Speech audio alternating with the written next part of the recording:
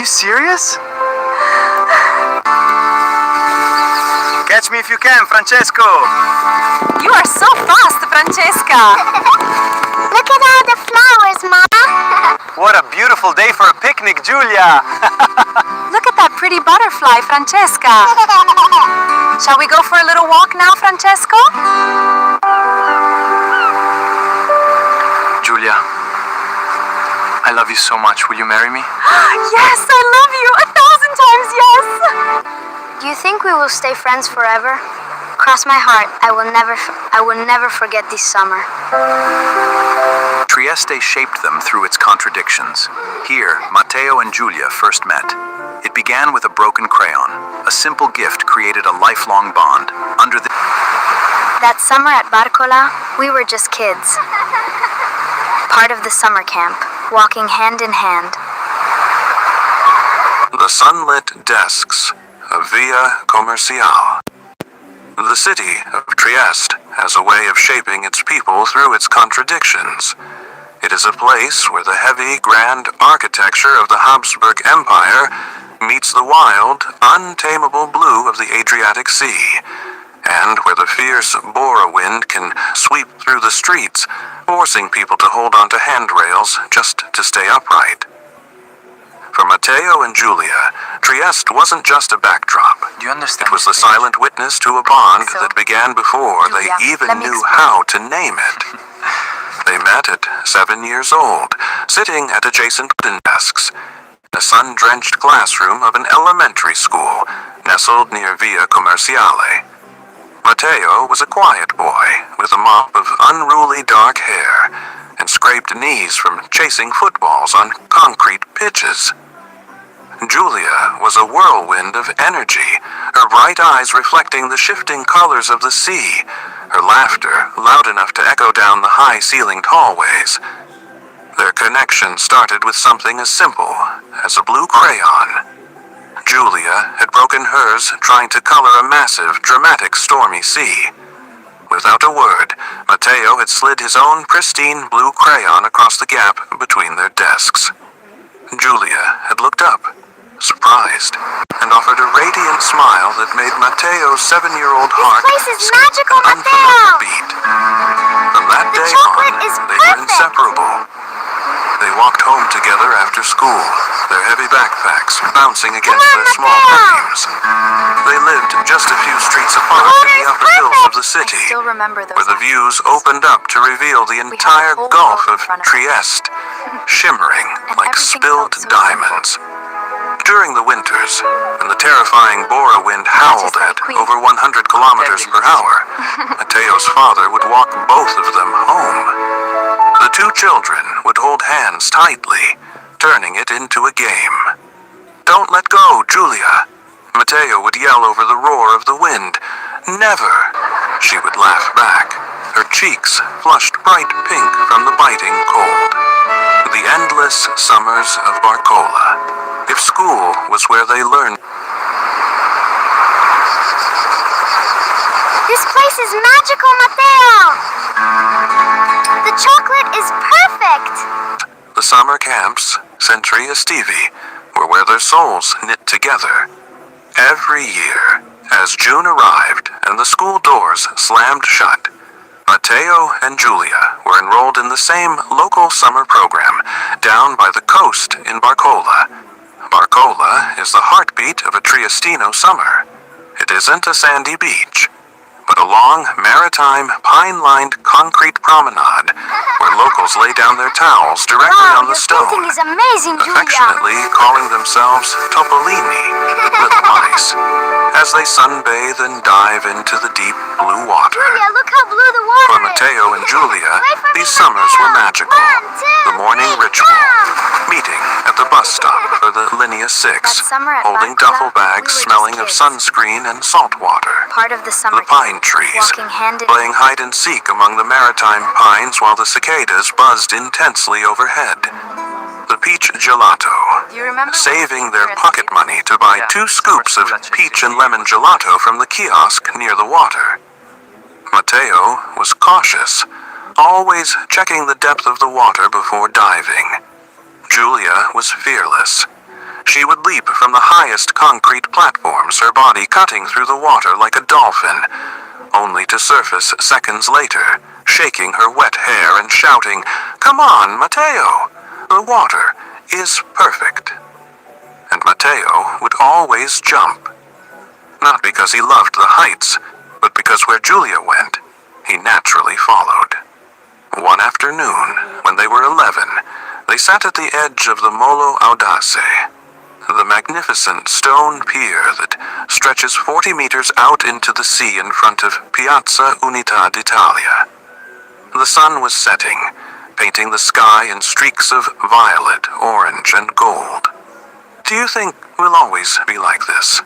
Giulia asked softly, swinging her legs over the deep water. "Even when we grow up and go to different schools?" Matteo looked at her profile, illuminated by the dying sun.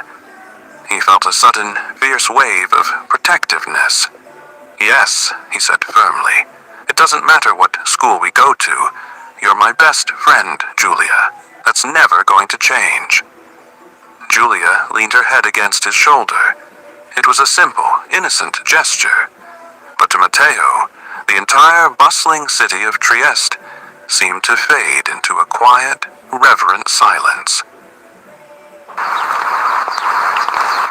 Wow, this place is huge. We'll be fine, Matteo.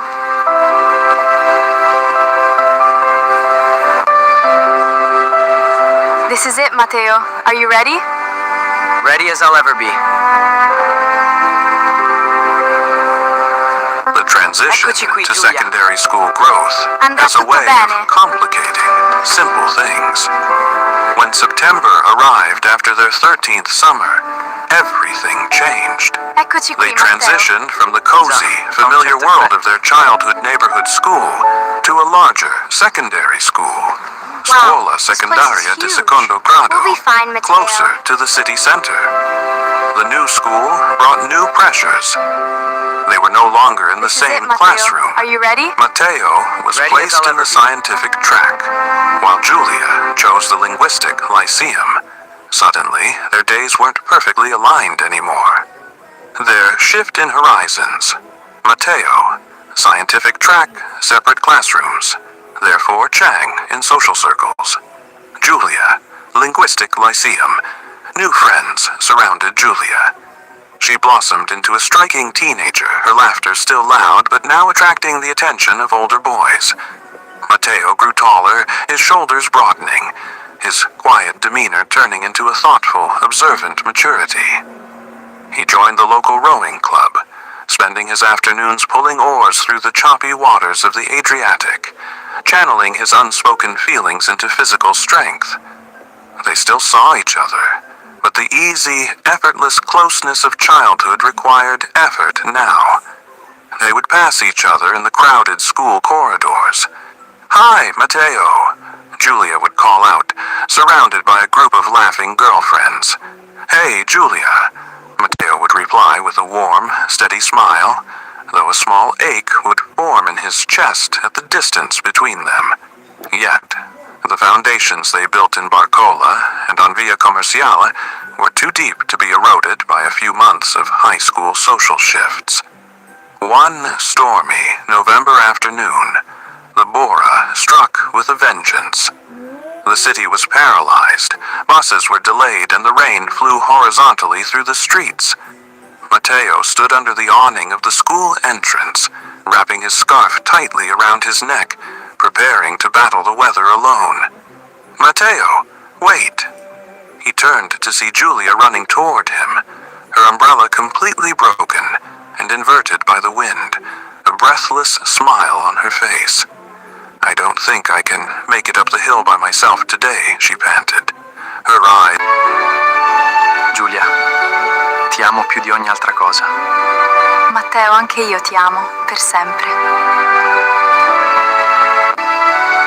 Giulia, I will love you forever. Matteo, my heart belongs only to you. just like they used to when they were 7. Can we walk together? Matteo felt a familiar warmth erase the winter chill. He reached out and took her hand, his larger, stronger grip completely enveloping hers. "Always," he said.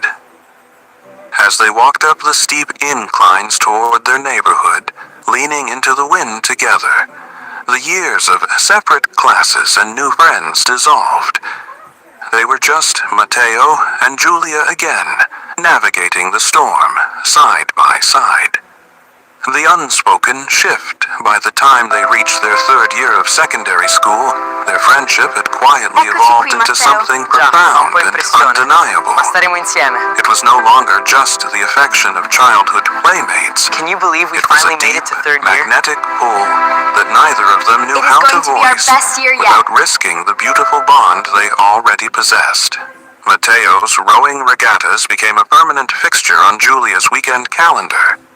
She would stand at the edge of the pine-lined shore in Barcola, screaming his name as his boat cut through the finish line. When he stepped off the docks, exhausted and soaked, the first person his eyes searched for among the crowds was always her, and she was always there, holding a dry towel and a fresh bottle of water. In return, Matteo became the quiet anchor to Giulia's vibrant, sometimes chaotic world. He helped her study for her grueling Latin and literature exams, sitting for hours at the municipal library of Attilio Hortis, surrounded by the smell of old paper and the soft scratching of pens. One evening, after the library closed, they walked up to the castle of San Giusto. The ancient fortress overlooked the entire city, providing a panoramic view of the red-tiled roofs, the grand palaces, and the endless sea. The night was warm, a rare gentle breeze replacing the harsh bora. They leaned against the stone ramparts, looking out at the lights of the ships docked in the harbor. "Everything looks so small from up here," Giulia whispered, her hair catching the amber glow of the castle lights. "Sometimes I feel like the future is this massive, terrifying thing, Matteo. Everyone expects us to know who we want to be." Trieste is beautiful, isn't it?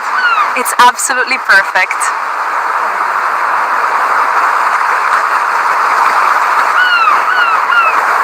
Do you remember when we came here as kids?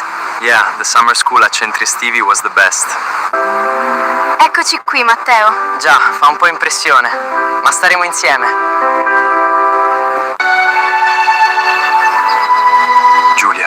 Giulia, ti amo più di ogni altra cosa. Matteo, anche io ti amo. Want to be? Matteo looked at her. She was wearing a simple summer dress, and the girl who used to break blue crayons had become the most breathtaking person he had ever seen. "You don't have to know everything right now, Giulia," Matteo said, his voice deep and steady. "But whatever you choose to do, and wherever you decide to go, I know you're going to be incredible." Giulia turned her head to look at him. The distance between them was mere inches. She looked at his eyes, steady and full of an unspoken devotion that had been there for nearly a decade. "And what about you, Matteo? Where will you be?" "Right here," he said, his heart hammering against his ribs. "Where I've always been." Giulia's breath hitched. She reached out, her fingers gently brushing against his arm, tracing the line of his forearm down to his hand. She didn't hold it this time.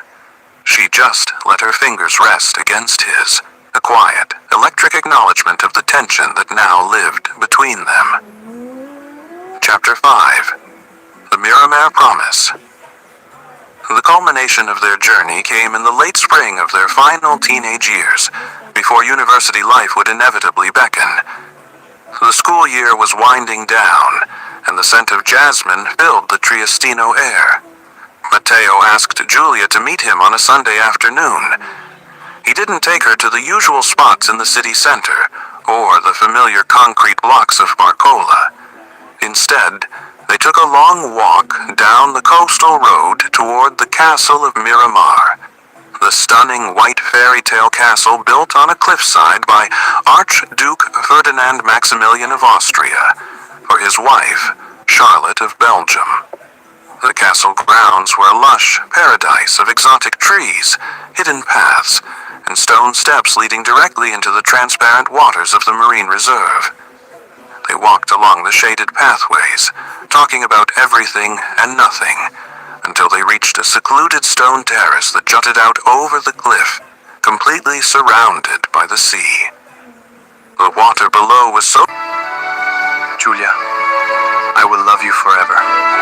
Matteo, my heart belongs only to you.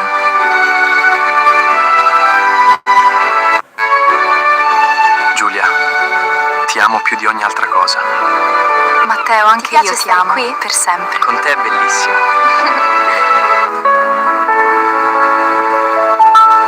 Leading directly into the transparent waters of the marine reserve. They walked along the shaded pathways, talking about everything and nothing, until they reached a secluded stone terrace that jutted out over the cliff, completely surrounded by the sea. The water below was so clear that they could see the fish darting between the rocks. Giulia stopped, looking out at the horizon where the blue of the water met the blue of the sky in a seamless blend. "It's beautiful today," she said softly. Matteo didn't look at the sea. He was looking at her. Giulia. Something in his tone made her turn around. The playful, casual air of their usual conversations was gone, replaced by an intensity that made the air feel heavy. "I've been trying to find the right words for a really long time," Matteo began, taking a step closer to her. "But I realized that there are no new words, just the ones I've felt since we were kids sitting in that classroom on Via Commerciale." Giulia's eyes softened, a beautiful, emotional light shining within them. "I don't just love you as my best friend, Giulia," Matteo said, his voice unwavering, filled with the strength of a young man who knew exactly what his heart wanted. "I am completely, entirely in love with you. I have been for as long as I can remember. Every time the wind blows, every time I look at this sea, I think of you. You are my home." A tear slipped down Giulia's cheek, but it was accompanied by a radiant, breathless smile. She didn't hesitate. She stepped forward, closing the remaining distance between them, and placed her hands gently on his chest, right over his racing heart. I'm so glad we came here to relax. It is absolutely perfect. I agree. Giulia, you know I love you more than anything. I want to spend forever with you. Giulia, ti amo più di ogni altra cosa. Sei tutta la mia vita.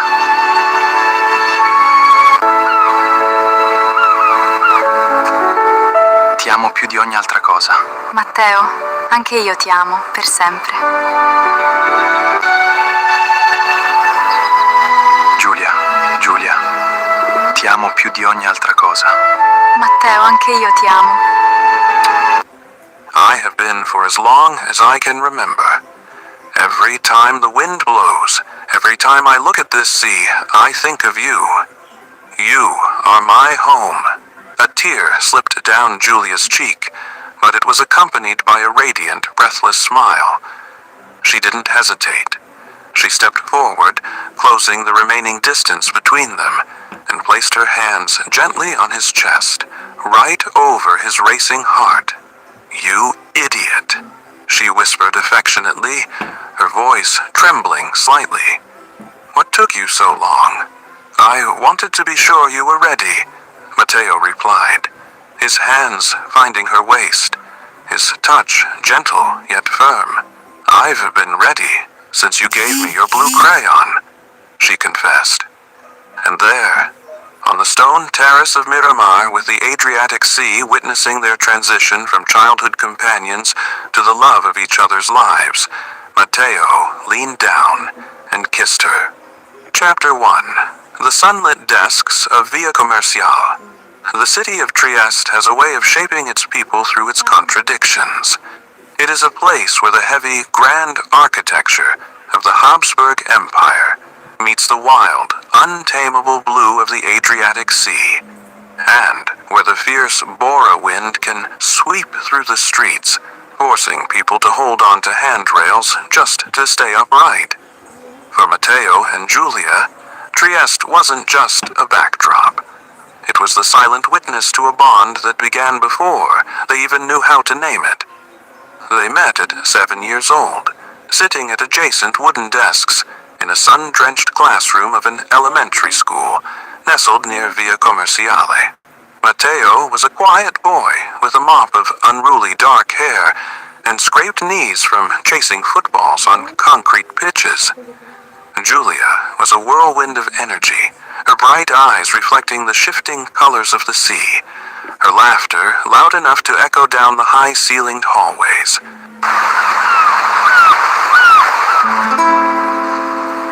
Do you remember when we came here as kids? Yeah, the summer school at Centri Estivi was the best. Giulia, ti amo più di ogni altra cosa. Sei tutta la mia vita.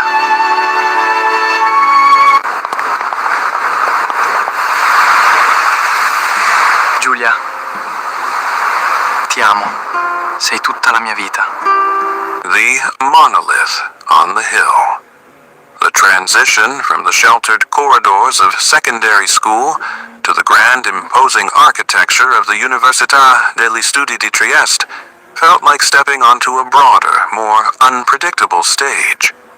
Perched high on the hill of Piazzale Europa, the main university building stood like a white stone monolith, looking out over the entire Gulf of Trieste. For Matteo and Giulia, entering these gates wasn't just a step toward their futures. It was the ultimate testing ground for a love born in childhood. They had won their places in their respective chosen fields. Matteo, with his analytical mind and quiet focus, entered the rigorous world of mechanical engineering. Giulia, brilliant and expressive, claimed her spot in the prestigious Advanced School of Modern Languages for Interpreters and Translators, SSLMIT. The physical distance between their lecture halls was small, but the social worlds they occupied suddenly expanded exponentially. The university was a melting pot of students from all over Italy and Europe, and almost instantly, the childhood sweethearts from Via Commerciale found themselves thrust into a bright, distracting spotlight. The radiance of Giulia.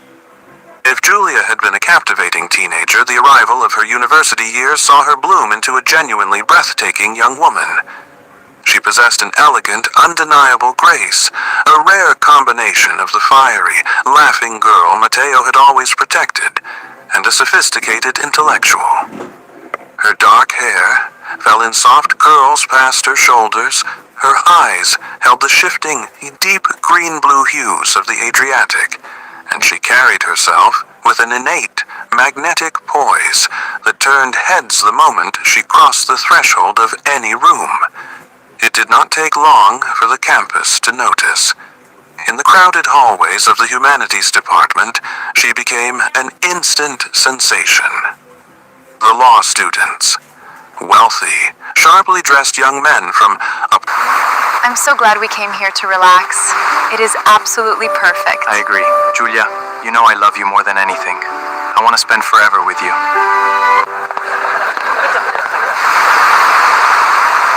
È bellissimo essere qui con te. Giulia, ti amo più di ogni altra cosa.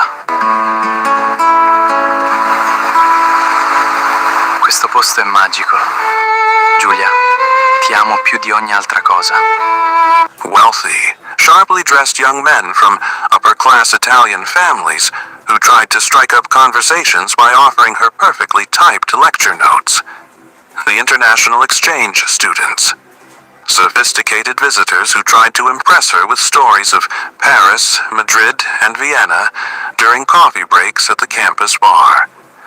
The local admirers, the fixture of eligible bachelors who intentionally timed their study sessions at the university library just to watch her read. Matteo saw it all. He observed the lingering glances, the deliberate attempts to sit next to her in the lecture halls, and the smooth invitations to exclusive student galas down in the old city. One crisp October morning, as they grabbed a quick espresso between classes, a tall, handsome senior from the architecture department boldly approached their table, completely ignoring Matteo's imposing presence. He slid a flyer for a private yacht party in Barcola toward Giulia. "We're celebrating the end of the first exam block this Friday," the student said, flashing a practiced, confident smile. "I'd be honored if you came, Giulia. I could arrange a ride for you." Giulia didn't even look at the flyer. Instead, her hand instinctively found Matteo's under the small wooden table, her fingers interlocking tightly with his. She looked up at the senior, her expression polite, but completely detached. "Thank you for the invitation," Giulia said, her voice smooth and unwavering. "But my Friday nights belong strictly to my boyfriend. We have a standing date by the sea." The student's smile faltered. He looked at Matteo, who sat perfectly still, his broad shoulders squared, his gaze calm but fiercely steady, and quietly excused himself. When they were alone, Matteo let out a soft breath, tracing the back of Giulia's hand with his thumb. He was persistent. Giulia laughed, that same musical, unbridled sound that had echoed through the pine trees of Barcola when they were 11. "Let them be persistent, amore mio. They are chasing a shadow." Giulia, ti amo più di ogni altra cosa. Sei tutta la mia vita.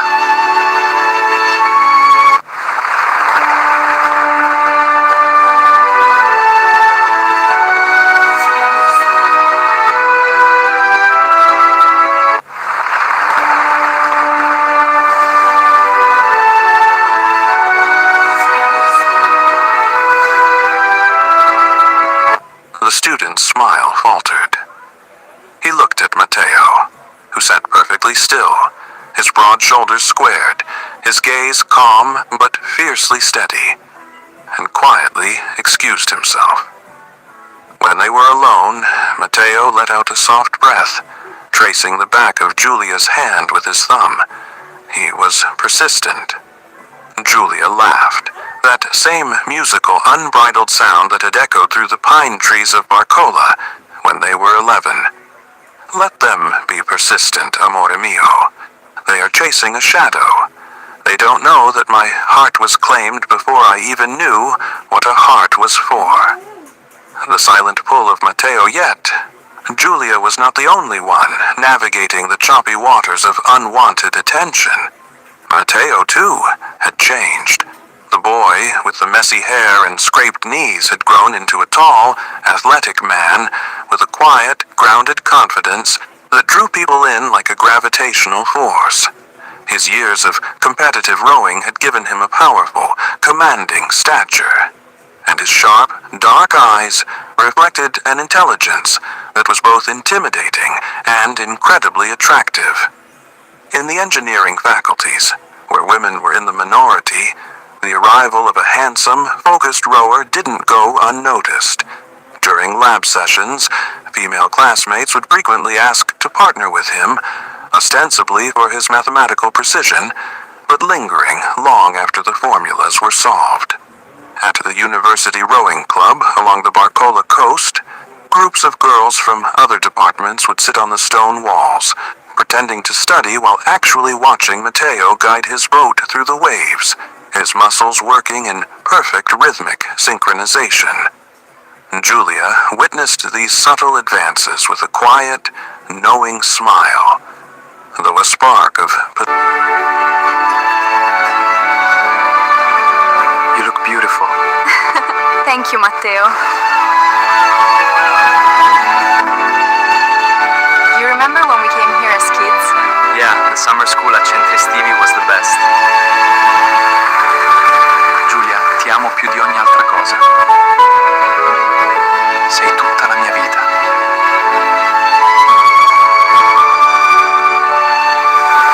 He's really good, isn't he? Giulia, Hey guys, just getting here. Perfect timing, Julia. Hey guys! Did I miss anything? Were solved. At the University Rowing Club along the Barcola coast, groups of girls from other departments would sit on the stone walls, pretending to study while actually watching Matteo guide his boat through the waves, his muscles working in perfect rhythmic synchronization. Julia witnessed these subtle advances with a quiet, knowing smile, though a spark of possessive warmth always flared in her chest. One afternoon, she walked down to the docks to surprise him after his training session. As she approached, she saw two beautiful girls from the economics track leaning over the pier, laughing loudly at something Matteo had said as he tied up his boat. One of them reached out, playfully touching his arm to steady herself. È bellissimo essere Matteo politely stepped back, maintaining a respectful distance, Ogni altra cosa. his expression courteous but entirely professional. When he looked up and saw Julia standing under the maritime pines, his entire face transformed. The serious, stoic athlete vanished, replaced instantly by the boy who would give her his last blue crayon.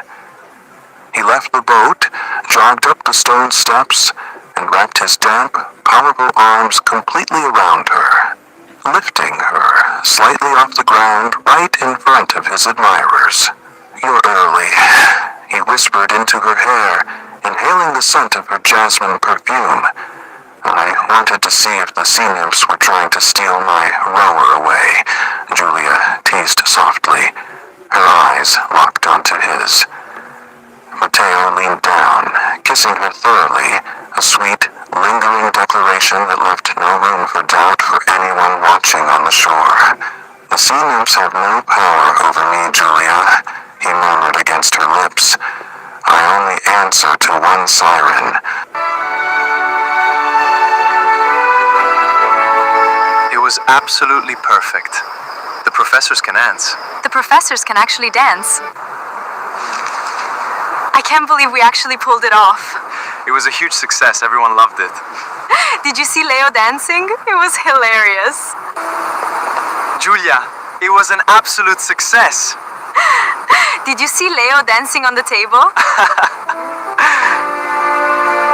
I can't believe we actually pulled it off. Right? It was a huge success and so fun. Did you see Leo dancing?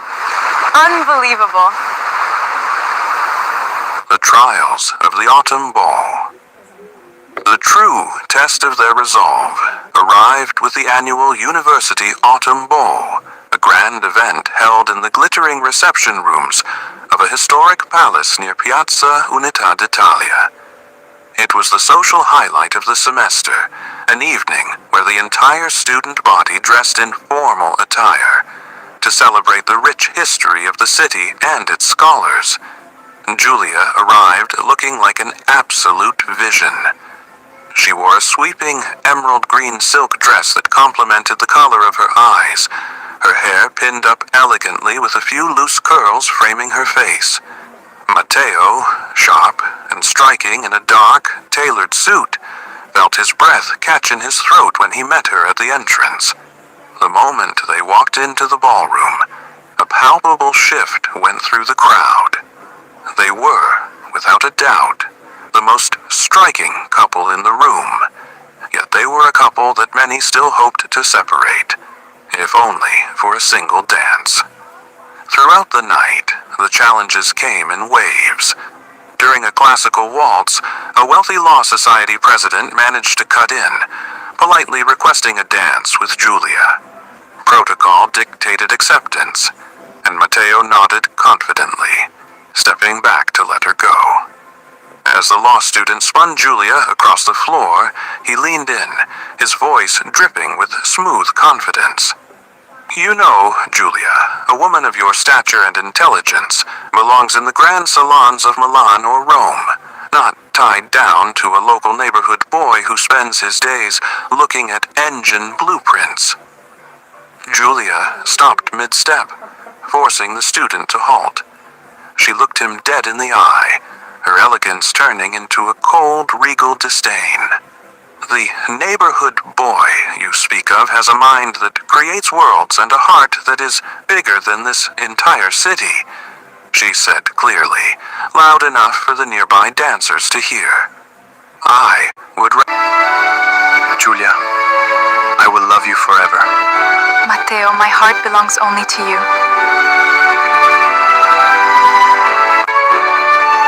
Giulia, ti amo più di ogni altra cosa. Matteo, anche io ti amo, per sempre.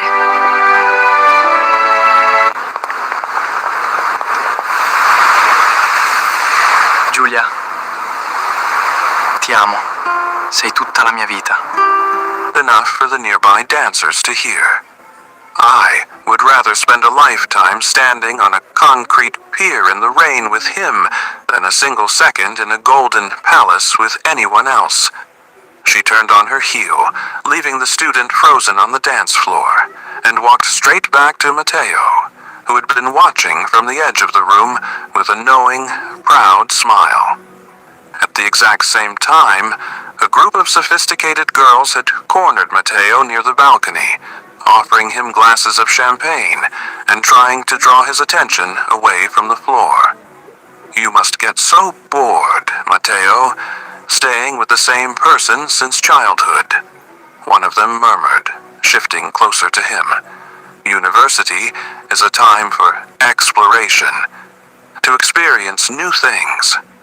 Matteo looked past them, spotting Giulia marching toward him through the crowd, her emerald dress shimmering like the sea. His eyes softened with immense love. Some people explore because they are searching for something they haven't found, Matteo said to the girl, his voice rich and steady. "I found what I was looking for when I was 7 years old. I don't need to look anywhere else."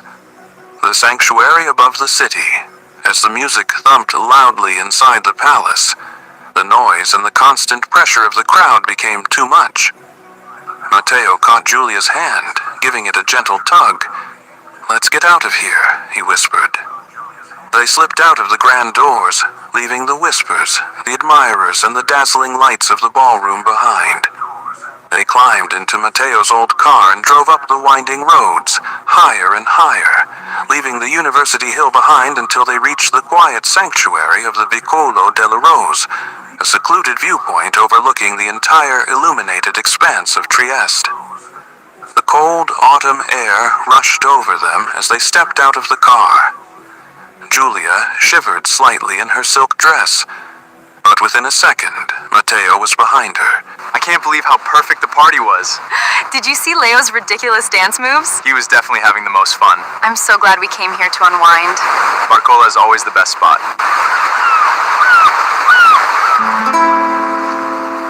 Do you remember when we came here as kids? Yeah, summer school at Centri Estivi was the best. This place is magical, Matteo! The chocolate is perfect! Do you think we will stay friends forever? Cross my heart, I will never forget this summer.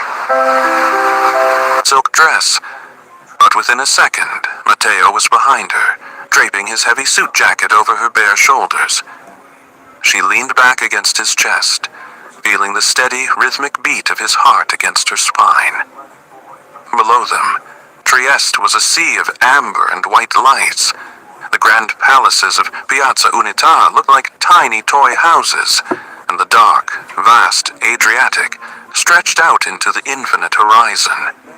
"They try so hard," Giulia whispered softly, looking at the city. "All those people at the university.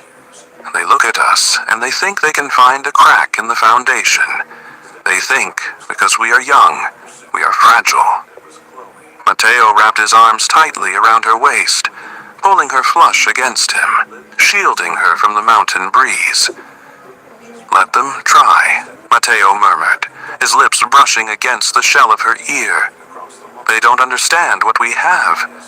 They think love is something you find in a ballroom or a lecture hall.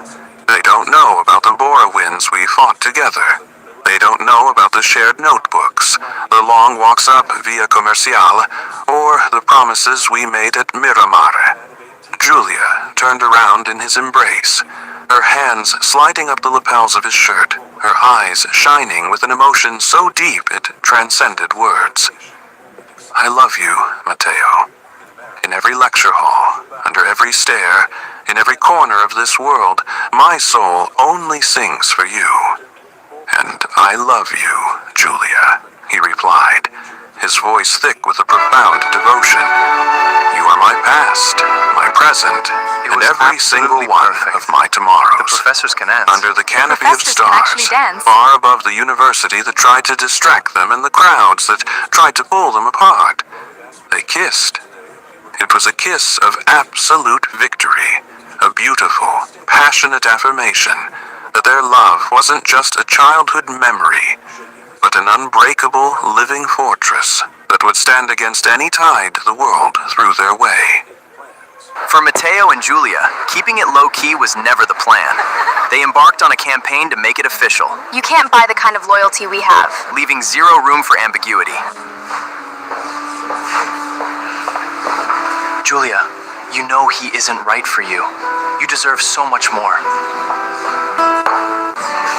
Don't be too long. Julia, you deserve better. Here is our coffee. The grand strategy. Making it official. For Matteo and Julia, keeping their relationship low-key was never the plan. In a school where rumors flew faster than text messages, they decided the best way to protect what they had was to make it undeniably, visibly official. They embarked on a deliberate campaign of public dates, both within the school walls and across the city, to ensure that the entire student body and anyone else who cared to look knew they were a definitive item. The school restaurant campaigns. The school restaurant, a bustling hub with floor-to-ceiling windows and a hypersocial atmosphere, served as the primary stage for their announcement. Matteo and Julia knew that visibility here was key to setting the record straight. The center table lunches. Instead of retreating to the quiet corners of the courtyard, Matteo and Julia made a point of claim-staking the highly coveted central circular table during the peak lunch hour. The shared trays. They routinely shared desserts, with Matteo offering Julia the best parts of his meals, a universal signal in high school geometry that boundaries had dissolved. The collaborative playlists. Sitting side by side rather than across from each other, they shared a pair of wireless earbuds, laughing at videos and choosing music together, completely tuned out from the surrounding chatter, but entirely visible to it. The morning cafe ritual. Every Monday and Thursday before the first bell, they met at the school's juice and pastry bar. Matteo would arrive early to secure Julia's favorite iced matcha latte, waiting by the entrance to hand it to her the moment she walked through the doors. The routine became so predictable that classmates began using their arrival as a marker for when regular pre-class socializing was drawing to a close. Weekends and holidays beyond the school gates. To cement their status outside the immediate campus bubble, Matteo and Julia extended their public appearances to the weekends and seasonal holidays, ensuring that On weekends, the destination was always the boardwalk. Matteo and Julia, moving through the world as a unit. Julia, you need to leave him. He's not who you think he is.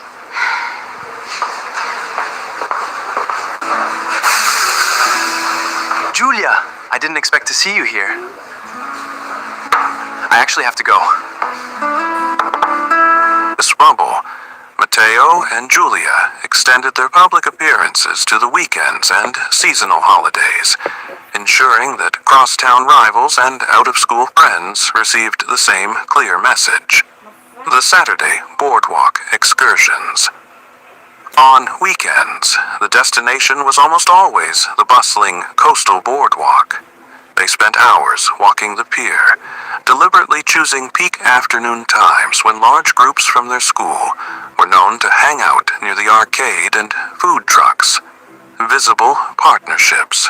They competed together in casual arcade tournaments, ensuring their names were entered jointly on the high-score leaderboards as M and G. The match game. Without being overly dramatic, their styles began to complement each other, coordinating colors and casual streetwear that subtly signaled they walked as a unit. Holiday festivals and public squares. During the autumn festival and winter markets, Matteo and Giulia were inseparable. They attended the town's seasonal tree lighting and the autumn bonfire, always moving through the crowds hand in hand. When groups of students from competing schools passed by, Matteo would gently pull Giulia closer, a silent but definitive statement of partnership. They documented these outings with casual, unforced photos shared on social media profiles, leaving absolutely zero room for ambiguity. The resilience against temptation. The clarity of their relationship was put to the test by Gabrielle, a wealthy and influential student who'd been trying to win Giulia's attention for months. Unwilling to accept that Giulia was genuinely unavailable, Gabrielle attempted to use his considerable resources to disrupt the bond between her and Matteo. Gabrielle's campaign of opulence. Gabrielle approached the situation with a strategy of overwhelming generosity, hoping to offer a lifestyle and perks that he assumed would eclipse what Matteo could provide. The offer, the context, Giulia's. Giulia, you need to leave him. He is not who you think. Everything okay here? Don't be too long. Giulia, you deserve better. Here is our coffee.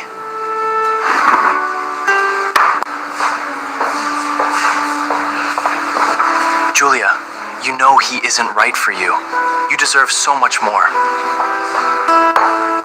To disrupt the bond between her and Matteo.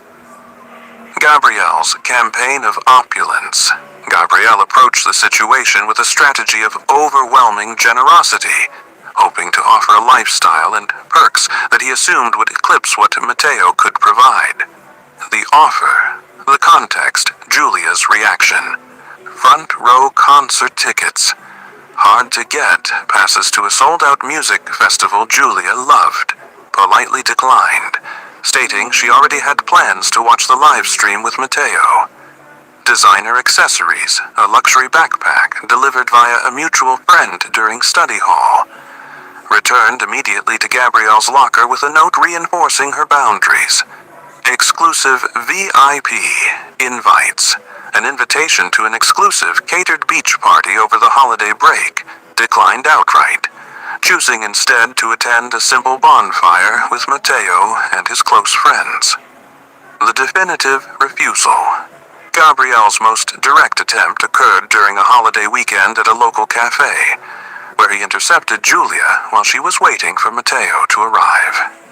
He openly questioned what she saw in a simple relationship when she could have access to the trips, gifts, and status he was offering. Giulia didn't hesitate. She looked Gabrielle in the eye and made it clear that her connection with Matteo wasn't something that could be bartered or upgraded. "You're offering things, Gabrielle," Giulia said calmly, ensuring a few surrounding students could hear. "Matteo offers real partnership, consistency, and respect. You can't buy the kind of loyalty we have, so you can stop trying." When Matteo walked into the cafe moments later, Giulia didn't mention the confrontation to cause drama. She simply took his hand, smiled, and walked out into the afternoon sun, leaving Gabrielle and any remaining doubts behind.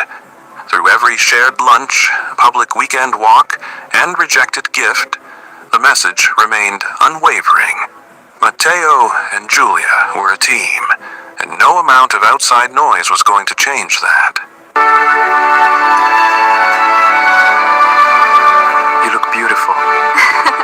Thank you, Matteo.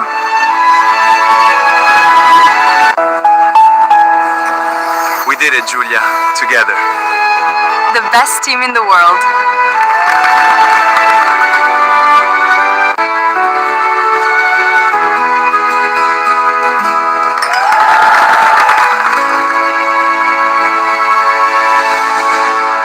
We finally made it, Giulia.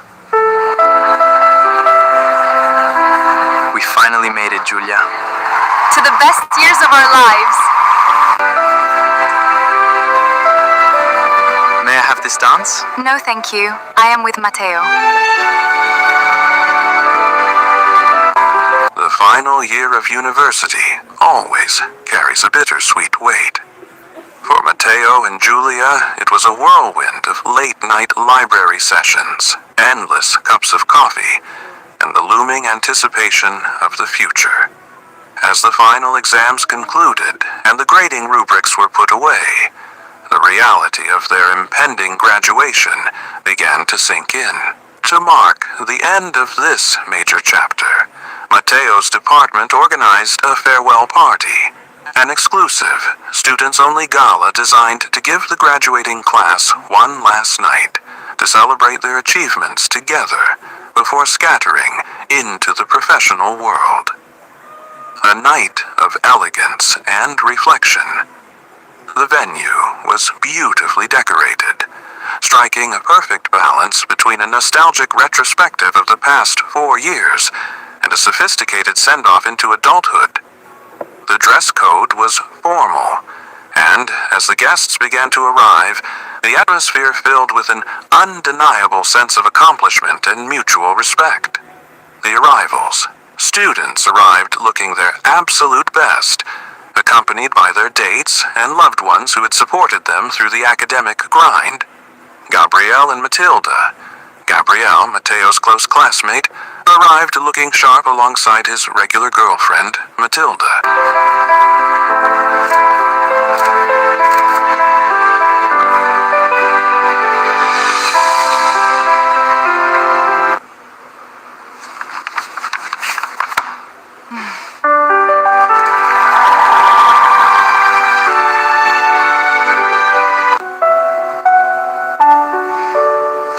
We're almost there, Giulia.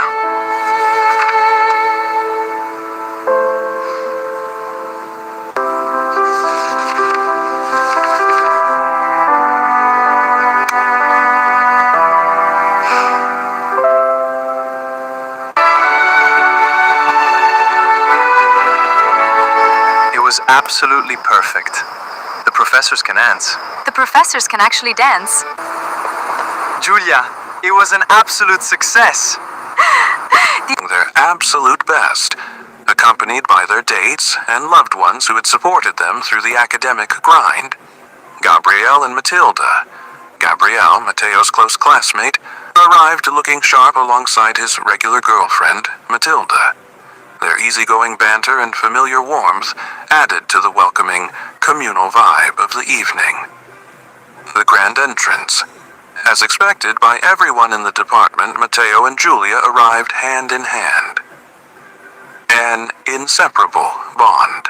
Throughout their university years, Matteo and Giulia's relationship had evolved from quiet glances across lecture halls into an unbreakable partnership. They had balanced demanding course loads, group projects, and personal milestones side by side. Tonight, the farewell party became the ultimate testament to their journey. They didn't need to make a grand announcement. The way they moved through the room, seamlessly introducing each other to peers and celebrating each other's successes, made it clear to everyone that they were a definitive unit. While typical college gatherings can sometimes veer into chaotic energy, this evening was entirely different. True to their impending status as graduates, the final year students maintained a remarkable... Giulia, it was an absolute success. Did you see Leo dancing on the table?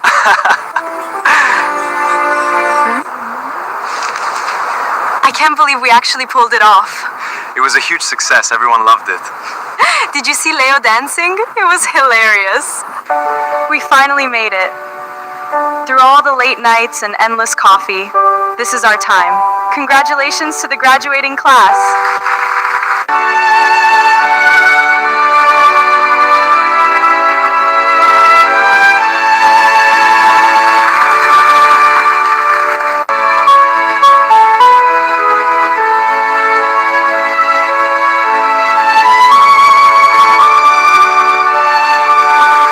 The farewell party became the ultimate testament to their journey.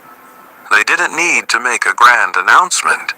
The way they moved through the room, seamlessly introducing each other to peers and celebrating each other's successes, made it clear to everyone that they were a definitive unit. While typical college gatherings can sometimes veer into chaotic energy, this evening was entirely different. True to their impending status as graduates, the final year students maintained a remarkable level of maturity, self-control, and dignity.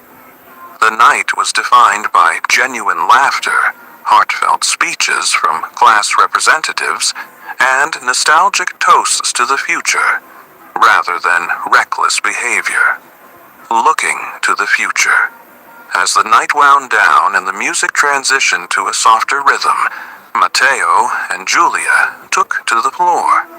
For the onlookers, it was the perfect picture of two people ready to face the next chapter of life together. They had not only survived the rigors of academia, but they had also built a foundation that would outlast their university days.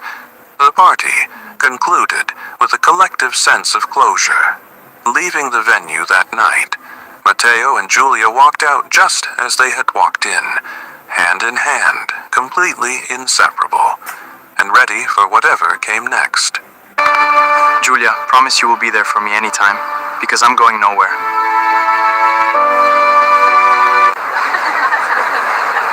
Giulia, promise you will be there for me anytime, because I'm going nowhere.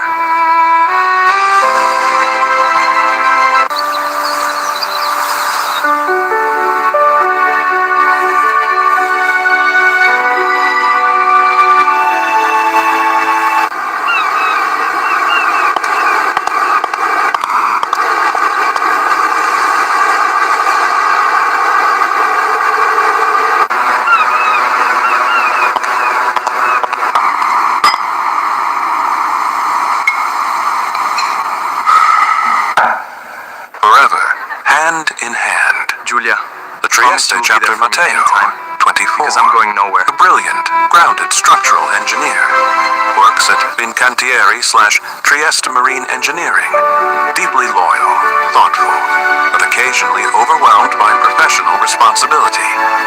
Giulia, 24, a sharp, elegant corporate banker at Generali Bank Trieste, analytical, fiercely ambitious, yet deeply romantic and emotionally intuitive. Alessandro, 28, a charismatic senior vice president at Giulia's bank, wealthy, polished, used to getting what he wants.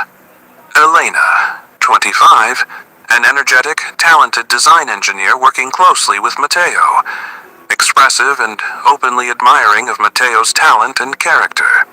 The anchor and the current piazza. Unità d'Italia. Dusk, the Adriatic Sea laps gently against the stone edge of the Molo Audace. The grand illuminated facades of Piazza Unità d'Italia glow warm gold against a deep blue twilight sky. The sharp Trieste wind, the Bora, whispers through the open space. Matteo stands near the edge of the pier, hands buried deep in the pockets of a tailored wool overcoat. His eyes are fixed on the horizon, where the sea meets the sky. Footsteps click sharply on the stone behind him. He turns. Giulia approaches. She wears a sharp, midnight blue corporate suit under a beige trench coat. Her hair is slightly windswept, but her smile instantly cuts through the chill. Matteo steps forward, opening his coat slightly to wrap his arms around her as they collide. They hold each other tightly, a familiar, grounding embrace. Matteo, softly, into her hair. 6 months ago, we were writing thesis conclusions. Now, I have to wear a hard hat, Do you remember Barcola? We were just kids at the summer camp. I still love gelato. Giulia, promise you will be there for me anytime. Because I know where. You are my home. My heart is yours.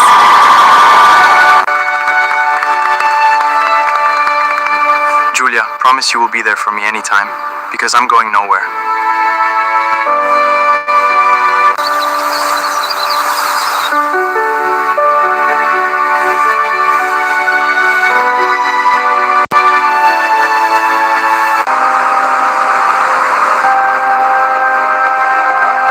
This is the biggest challenge yet. But we are building the future, Matteo. Mateo, softly, into her hair. 6 months ago, we were writing thesis conclusions. Now, I have to wear a hard hat, and you look like you own half the city. Giulia, laughing, pulling back to look at him. I wish. Today, I managed portfolios that made my head spin. But the moment I left the building and saw the sea, I remembered why we stayed here, why we chose Trieste. Matteo, we chose it because it's beautiful, and because we promised we'd conquer it together. He takes her hand. Their fingers interlock perfectly, the exact same grip from their university farewell party. Giulia, how is the new apartment treating you? Still living out of cardboard boxes? Matteo, hey, I finally assembled the bookshelf last night. Progress is slow, but it's happening. And yours, Giulia? It's quiet. Too quiet on Tuesday nights when I'm used to you making terrible oversalted pasta in the student dorms. Matteo, smiling. That pasta built character, Giulia. But we have a deal. Sunday to Friday, we build our empires. Friday night to Sunday night, we belong to each other. Giulia, no laptop screens, no corporate jargon, just us. They turn together, walking hand in hand down the pier, silhouetted against the grand lights of the piazza. Matteo's apartment. Saturday morning, sunlight streams through a large arched window overlooking the red-tiled roofs of San Giusto. The apartment is minimalist, filled with engineering blueprints, a few potted plants, and a record player spinning a soft jazz track. Giulia sits at the kitchen. Yield. While Matteo faces his own test in the lab, Giulia, Act 2, explores the whispers of temptation. We secure a fixed 5% yield. While Matteo faces his own test in the lab, Giulia is who I am.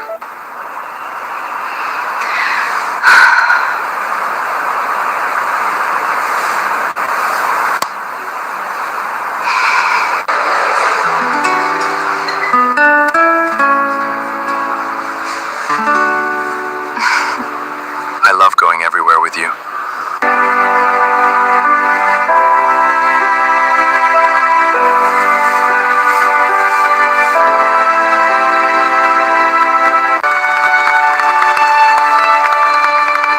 Giulia, promise you will be there for me anytime, because I'm going nowhere. Saturday morning, sunlight streams through a large arched window overlooking the red-tiled roofs of San Giusto.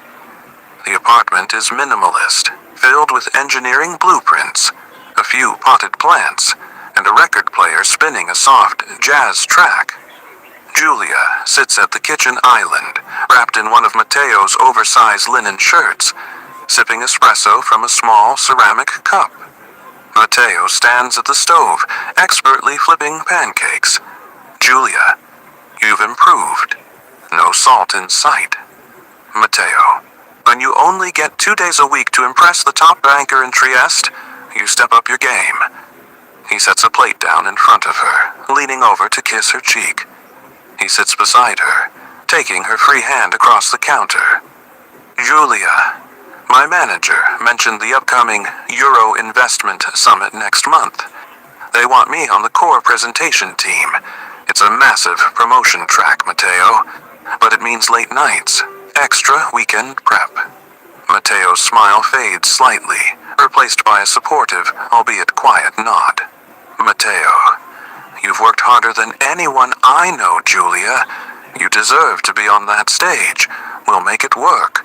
If you have to review files on a Saturday morning, I'll just sit next to you and draw bridge stress tests. Julia, squeezing his hand. You aren't worried.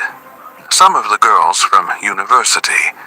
They said separate apartments and high-stress careers are a recipe for drifting apart.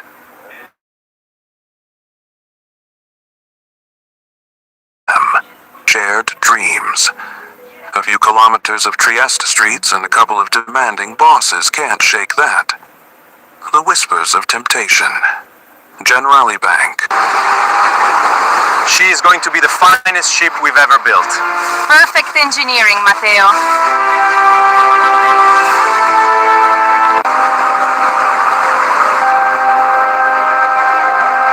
This is the biggest challenge yet. But we are building the future, Matteo. Julia, promise you will be there for me anytime, because I'm going nowhere. We finally made it. Through all the late nights and endless coffee, this is our time. Congratulations to the graduating class.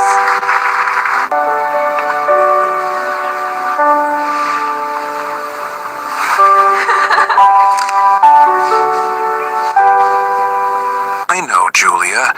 You deserve to be on that stage. We'll make it work. If you have to review files on a Saturday morning, I'll just sit next to you and draw bridge stress tests. Julia, squeezing his hand. You aren't worried. Some of the girls from university. They said separate apartments and high-stress careers are a recipe for drifting apart. Matteo, let them talk. We aren't them. We built our foundation on 4 years of shared dreams. A few kilometers of Trieste streets and a couple of demanding bosses can't shake that. The whispers of temptation. Generali Bank, high-end restaurant. Thursday night, a sleek, glass-walled private dining room overlooking the Gulf of Trieste. Crystal glasses clink. Julia sits at a long mahogany table surrounded by senior executives and wealthy international clients. Sitting directly across from her is Alessandro, 28. He is impeccably dressed, possessing the effortless charm of someone born into old money and corporate royalty. He watches Julia with undeniable interest as she flawlessly explains a complex fiscal strategy. Julia, by restructuring the maritime bonds through local infrastructure funds, we minimize the volatility while securing a fixed 5% yield for the Trieste port expansion. The clients nod in high approval. The dinner begins to wind down into casual chatter. Alessandro pours Julia a glass of vintage wine. Alessandro, brilliant analysis, Julia. Truly, you have a rare gift. You see the human element behind the dry numbers. Julia. Thank you, Alessandro. I learned from watching how the local businesses actually interact with the poor. I love going everywhere with you. Julia, promise you will be there for me anytime. Because I know where. You are my home. My heart is yours. Julia, you need to leave him. He is not who you think. Everything okay here? Don't be too long. Julia, you deserve better. Here is our coffee.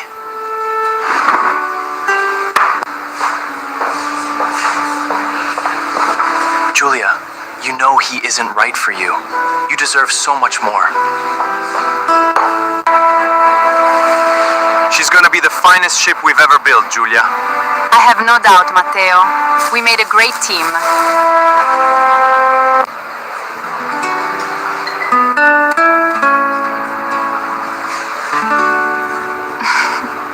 I love going everywhere with you.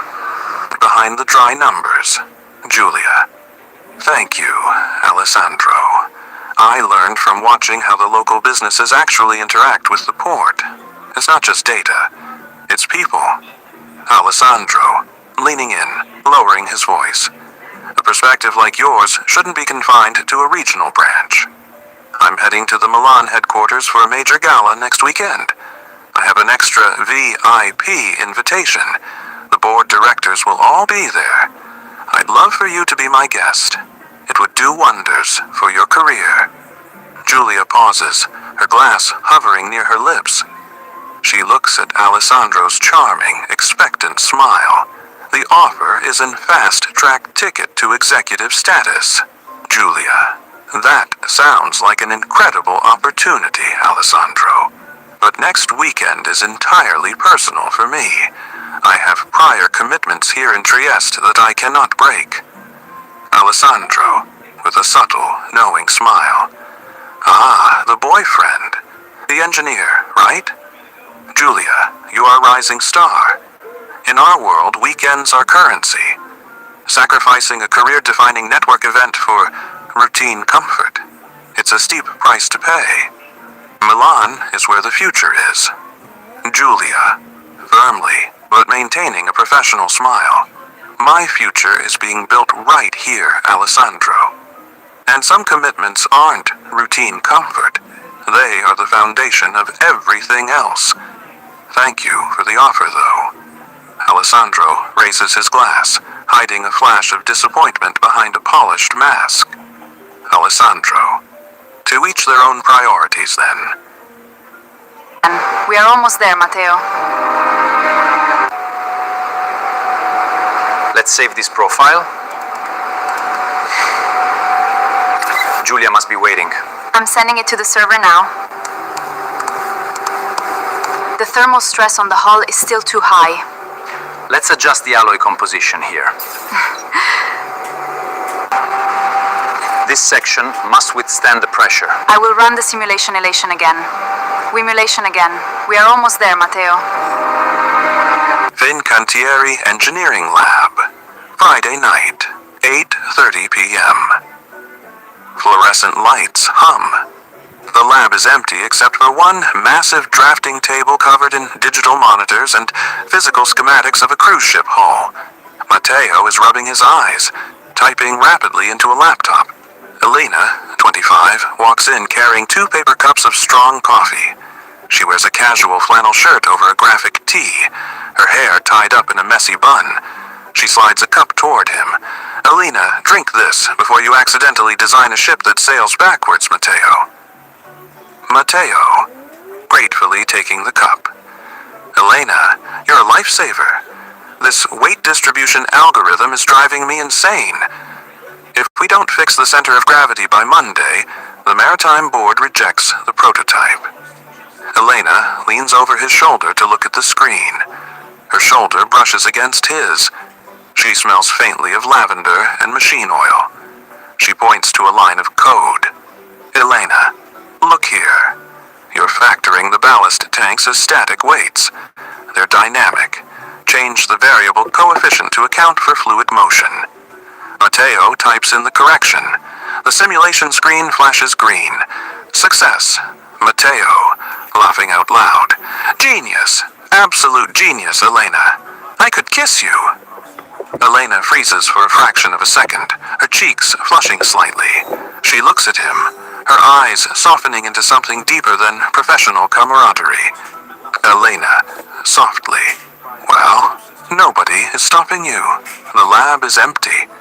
Matteo catches the shift in her tone. He blinks, the exhaustion fading as he realizes the boundary that was just approached.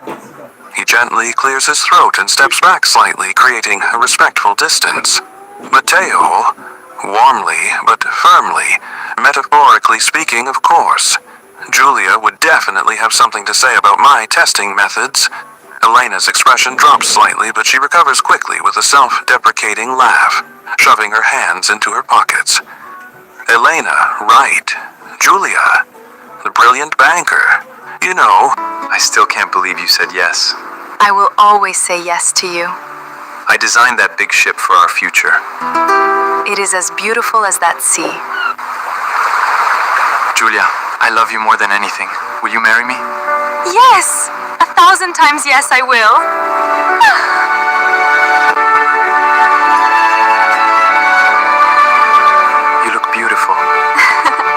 you, Matteo. Julia, the brilliant banker. You know, Matteo, you're always talking about her, always rushing off the second the clock strikes 5 on a Friday.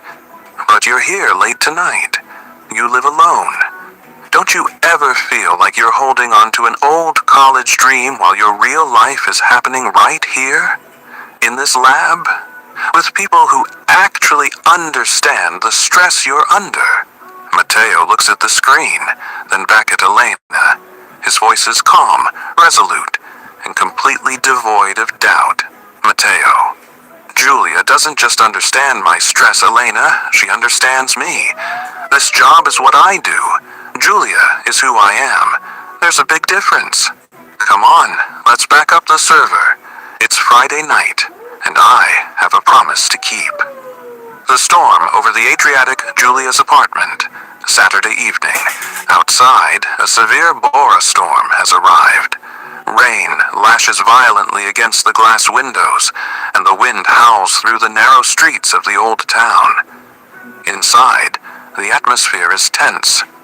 Julia is pacing the living room floor, her phone pressed to her ear. Matteo is sitting on the couch, his laptop open on his knees, staring at an urgent work email. Julia, into phone. Yes, Alessandro, I understand the client changed the terms, but it's Saturday night. No, I cannot come into the office right now. The roads are practically flooded. Fine. Send me the secure link. I'll review the contract from home. She hangs up the phone with a sharp sigh, rubbing her temples. She looks at Matteo, who is aggressively typing. Julia, don't tell me. Your project manager, too? Matteo, sighing, closing his laptop halfway. A minor structural crack appeared in the dry dock hull during the storm surge. They need all structural engineers on the remote diagnostics call in 10 minutes. Julia throws her hands up in frustration, walking over to the window, watching the rain blur the distant lights of the port. Julia, this was supposed to be our sanctuary, Matteo. We said no screens, no corporate world. It feels... I love you so much.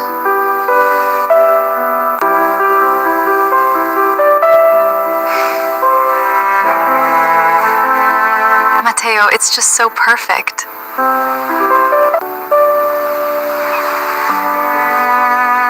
I still can't believe you asked me at Molo Audace. It was the perfect place by the sea for us.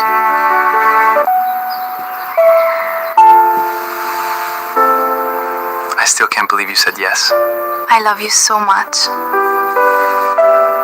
left together. Matteo, standing up, walking over to her. Julia, it's an emergency. If that hole breaches, months of work are ruined. It's not a choice. Julia, turning to face him, her eyes bright with sudden vulnerability. Isn't it?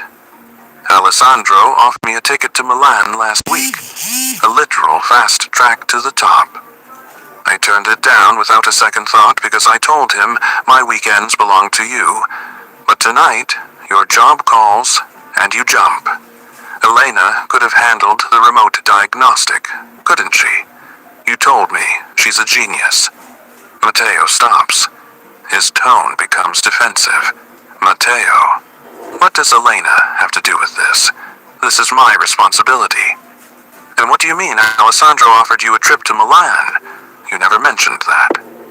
Julia, because it didn't matter. Because I chose us.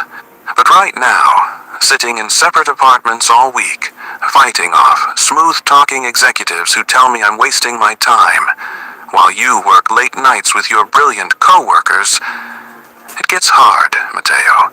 The world is trying to pull us apart, and tonight, it feels like it's winning.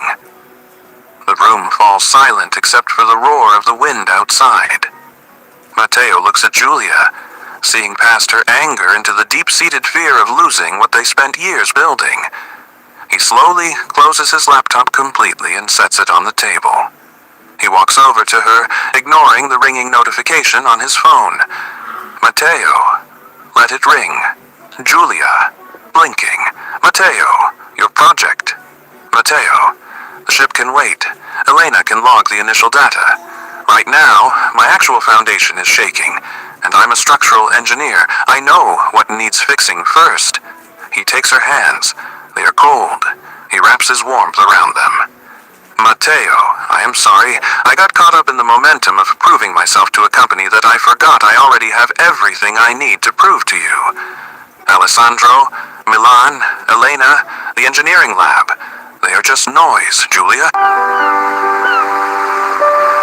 Julia, I love you so much. Will you marry me? Yes, I love you 1,000 times yes! I still can't believe you asked me at Molo Audace. It was the perfect place by the sea for us. For Matteo and Julia, keeping it low-key was never the plan. They embarked on a campaign to make it official, You can't buy the kind of loyalty we have. leaving zero room for ambiguity. But I forgot I already have everything I need to prove to you. Alessandro, Milan, Elena, the engineering lab. They are just noise, Julia. Our promise wasn't that life would be easy, or that the world would leave us alone. Our promise was that when the storm hit, we would hold on tighter. Julia's shoulders drop. The tension melts out of her face. A tear slips down her cheek, and she laughs softly, wiping it away. Julia, my phone is ringing too. Alessandro just sent the link. Matteo, let's turn them off. Both of them. For the next 24 hours, let Trieste cope without its best banker and its most stressed engineer. Julia walks over to the kitchen counter, picks up both of their smartphones, switches them completely off and drops them into a drawer, shutting it with a decisive click. The inseparable horizon, Molo Audace. Sunday afternoon, the storm has passed, leaving the air incredibly crisp and clear. The snow-capped peaks of the Alps are visible in the far distance across the sparkling blue Gulf. The sun shines brilliantly, reflecting off the damp stone. Matteo and slowly down the center of the Molo Audace. They are dressed casually in matching heavy sweaters and scarves. There is an undeniable peace around them. They reach the very end of the pier where the stone meets the deep blue sea. Julia, looking out at the mountains. I called my regional director this morning. I told him that I am fully committed to the Trieste branch, and I am withdrawing my name from any consideration for the Milan transfer rotation. Matteo turns to her, his eyes wide with admiration. Matteo, are you sure, Julia? That was a massive step. Julia, smiling, leaning against the stone railing. I've never been sure of anything. Success isn't just about how high you climb. It's about who is holding your hand at the top. I don't need Milan to be great. I have everything. You with my whole heart. I can't do without you.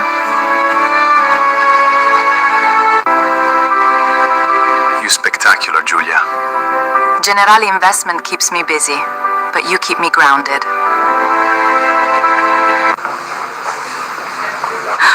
Julia, I really need to talk to you. I have to go. I also told them that my weekends are non-negotiable. Matteo, pulling a small velvet box from his pocket. Good, because I made a decision this weekend, too. Julia's breath catches in her throat. She stares at the box in his hands.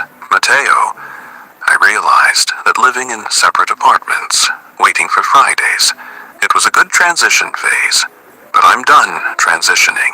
I want to wake up to the sound of the sea with you every single day. I want to build a home where the doors are locked to the rest of the world, and only we have the keys. He opens the box. Inside is a simple, elegant platinum ring, catching the bright Mediterranean sunlight.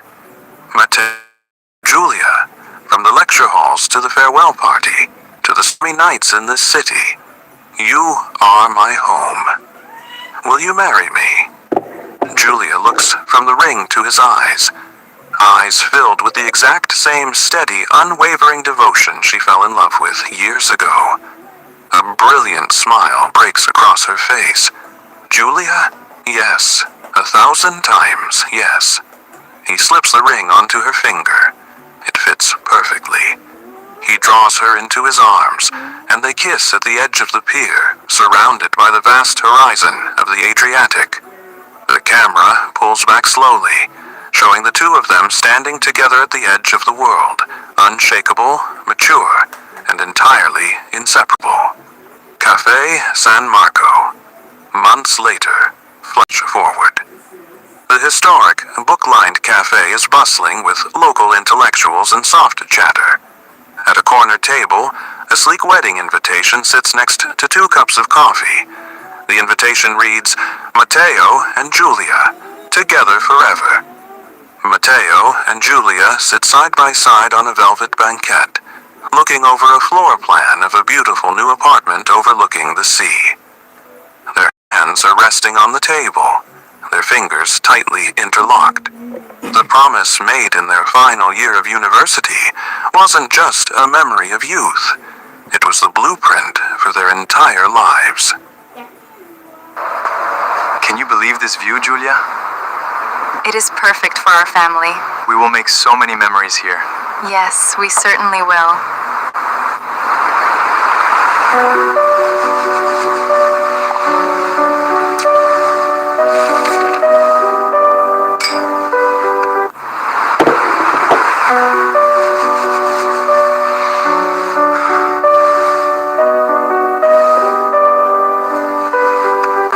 To another great weekend. I love it here. I love it here. This will be the perfect spot, We can put the crib right by the window. and we'll need a bigger table. For all the Sunday dinners we will host, Can you believe this view, Julia? it is perfect for our family. We will make so many memories here. Yes, we certainly will. 3 years to forever. The Trieste Crown Matteo, 27. Now a senior project engineer. Confident, deeply loving, and meticulously prepared. Julia, 27. Now a senior wealth manager. Radiant, elegant, celebrating her 27th birthday. Signor Martini, 50s. Julia's father. Traditional, protective, but holds deep respect for Matteo. Signora Martini, 50s. Julia's mother. Warm, intuitive, and a champion of the couple's love. The wait of 3 years. Matteo's apartment. Late afternoon. The apartment is vastly different from 3 years ago. The cardboard boxes are gone, replaced by elegant mid-century furniture, framed architectural sketches of Trieste's historic bridges, and a stunning view of the Adriatic Sea. Matteo stands in front of a full-length mirror. He adjusts a crisp black bow tie against a tailored charcoal tuxedo. His hands tremble slightly. He stops, takes a deep breath, and reaches into his breast pocket. He pulls out a small, velvet-lined box. He opens it to reveal a flawless, brilliant-cut diamond ring that catches the warm afternoon sun. Matteo, to himself practicing. 3 years ago, we walked out of that university party and I knew. But tonight it becomes official. Julia, you are my past, my present, and... no, too rehearsed. He sighs, smiles at his own nervousness, and tucks the box securely back into his pocket. He checks his watch. 7:15 p.m. Julia's apartment. Same time. 3 years ago, we began this journey, and we kept every single promise, To our future. without any spaces. We are asking for your blessing to move in together immediately, within a 1-year interval from today. We gladly agree. I still can't believe you said yes. I will always say yes to you. I designed that big ship for our future. It is as beautiful as that sea. Julia stands in a sea of soft candlelight. She wears a breathtaking emerald green silk evening gown that cascades to the floor, complementing her dark hair. She's putting on a pair of pearl earrings, a gift from Matteo during their first anniversary post-graduation. Her phone buzzes on the vanity. It's a text from Matteo. "The carriage awaits downstairs, my birthday girl." She smiles, a brilliant, radiant expression that lights up the room. She grabs her clutch bag, takes one last look in the mirror, and steps out, the door clicking shut behind her. A celebration at Harry's Piccolo. Harry's Piccolo. 5-star restaurant. Night. The epitome of Trieste luxury. Murano glass chandeliers cast a soft, ambient glow over pristine white tablecloths. Huge arched windows offer an unobstructed, majestic view of the illuminated Piazza Unità d'Italia and the dark, shimmering sea beyond. Soft, classical piano music drifts through the air. Matteo and Giulia sit at a secluded corner table near the window. A vintage bottle of Franciacorta sits in a silver ice bucket beside them. They have just finished their main course. Giulia, laughing softly, lifting her glass. "I still can't believe you managed to get a reservation here on a Saturday night. People book Harry's Piccolo 6 months in advance, Matteo." Matteo, clinking his glass against hers. "For your 27th birthday, and for 3 years of navigating the real world together, I would have bought the restaurant if they let me. Happy birthday, my love." Giulia. 3 years. It feels like a lifetime and a heartbeat all at once. Remember when we were worried that our corporate jobs would pull us apart? Matteo. I remember the late night stress, the separate apartments, the weekends we had to fight for. But look at us now. You're managing the city's largest portfolios and I'm designing its future skyline. Leah. And through all of it, we never broke a single promise. Not one.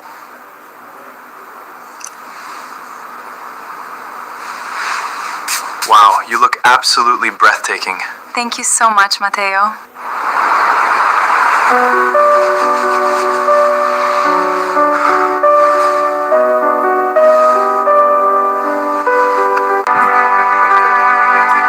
You look absolutely stunning, Giulia.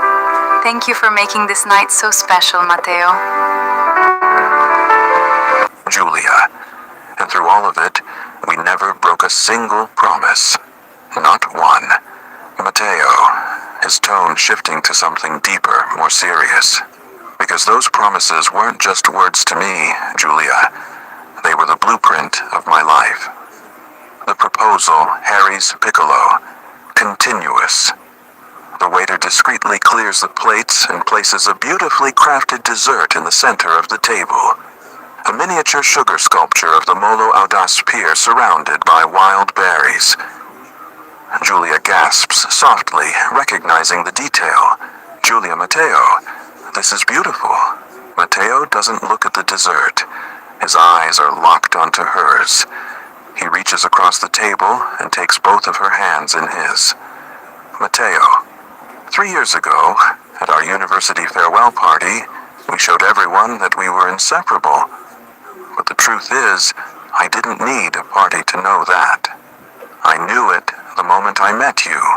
We've built our careers, we've proven ourselves to the world, and we've spent 3 years living in separate spaces, waiting for the weekends just to feel complete. He stands up from his chair. The ambient light of the restaurant seems to narrow down to just the two of them. He walks around the table and drops to one knee.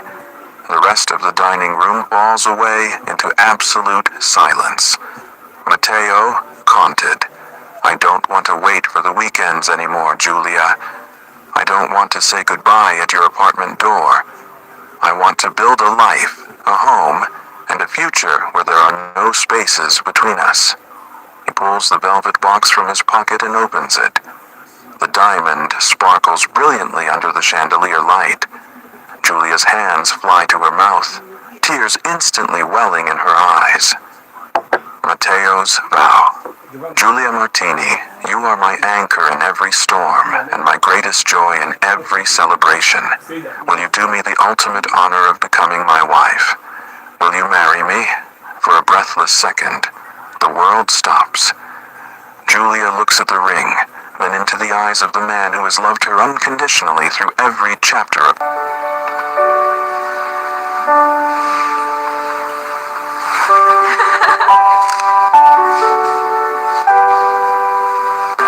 To another great weekend. I love it here. I love it here. This will be the perfect spot, We can put the crib right by the window. and we'll need a bigger table. For all the Sunday dinners we will host, Can you believe this view, Giulia? it is perfect for our family. We will make so many memories here. Yes, we certainly will. Walks from his pocket and opens it. The diamond sparkles brilliantly under the chandelier light. Giulia's hands fly to her mouth, tears instantly welling in her eyes. Matteo's vow. Giulia Martini, you are my anchor in every storm and my greatest joy in every celebration. Will you do me the ultimate honor of becoming my wife? Will you marry me? For a breathless second, the world stops. Giulia looks at the ring, then into the eyes of the man who has loved her unconditionally through every chapter of her youth. Giulia, voice choking with emotion, nodding fiercely. Yes! Yes, Matteo! 1,000,000 times! Yes! The restaurant erupts into spontaneous, elegant applause. Matteo slips the ring onto her finger, stands up, and sweeps her into his arms. They kiss with a passion fueled by years of devotion, completely lost in each other. The immediate leap and the parental condition. Harry's piccolo. Later, they are back at the table, their hands tightly intertwined. Giulia cannot stop looking at her ring, her face flushed with happiness. Matteo pours the remaining champagne. Matteo, now that you've said yes, I have another proposal for you. An immediate one. Giulia, smiling, amused. Oh, more surprises? Matteo, my lease is up at the end of this week. And your apartment? Well, we both know we practically live out of suitcases anyway. Don't move into another separate space, Giulia. Move in with me, right now. Let's find our definitive home together this week. Giulia's breath catches slightly. The idea is thrilling, romantic, and exactly what she wants, but her analytical mind and her upbringing kick in. Giulia Matteo, you know nothing would make me happier. I want to wake up next to you every day. But you know my family, you know my parents.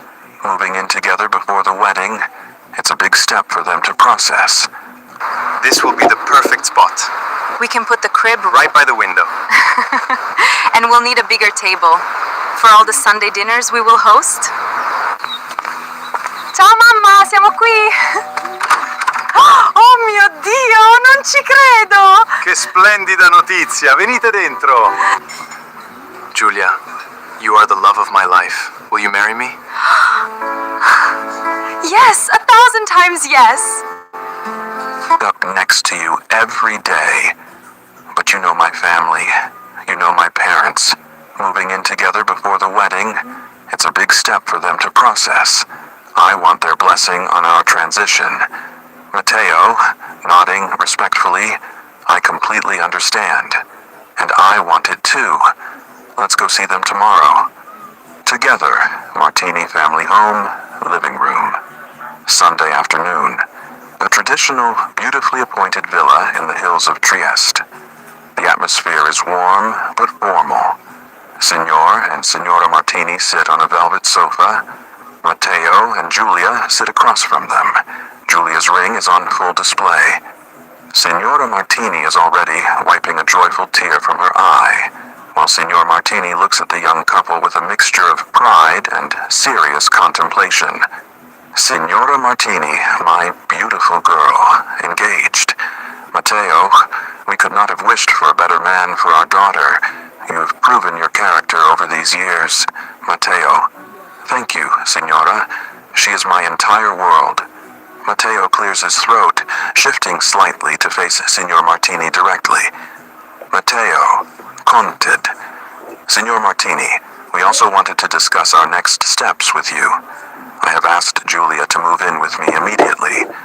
We want to start building our shared household as we prepare for our life together. We wanted to ask for your approval and your blessing on this choice. An intense silence fills the room. Signor Martini looks at his daughter, seeing the mature, independent woman she has become, and then at Matteo, whose gaze is steady and unwavering. Signor Martini, Matteo, you are a good man, an honorable engineer, and you have loved my daughter with dignity. Times are changing, I know this, but tradition carries weight because it protects what is sacred. I will give my approval for you two to live together immediately, but under one strict condition. Matteo and Giulia hold their breath. Signor Martini. We have some very special news. Look what happened! Oh my goodness, congratulations! Julia, will you marry me? Yes, 1,000 times! Look, we are getting married! Kyle, you must be officially married within a 1-year interval from today. A year is enough time to plan a beautiful wedding, but short enough to ensure your focus remains on the sacred commitment you just made last night. Do we have an agreement? Matteo doesn't hesitate for a fraction of a second. He looks at Giulia, his face radiating pure certainty, and then back at her father. Matteo, Signor Martini, if it were up to me, I would marry her tomorrow. A year is more than enough time. We gladly agree to this condition. Julia beams, throwing her arms around her father's neck. Julia, thank you, Papa. Thank you, Mama. Signor Martini finally smiles, a warm, paternal expression breaking through his stern facade as he reaches out to shake Matteo's hand firmly. The blueprint of a new lifetime, new apartment, balcony. 3 months later, dusk. A beautiful, spacious apartment overlooking the Gulf of Trieste. The balcony is lined with white flowers. Moving boxes are visible inside through the open glass doors, but the living space is already starting to look like a home. Matteo stands at the railing, watching the sun dip below the horizon, painting the Adriatic Sea in shades of pink and gold. Giulia steps out onto the balcony, holding 2 glasses of white wine. She slips her arm around his waist, leaning her head against his shoulder. Her platinum wedding planner book rests on a table nearby. The date circled in red, exactly 9 months away. Julia, we did it. The last box is unpacked. We are officially roommates, fiancé and fiancée, and future husband and wife. Matteo, kissing the top of her head, wrapping his arms securely around her. How does it feel? No more separate apartments, no more saying goodbye at midnight.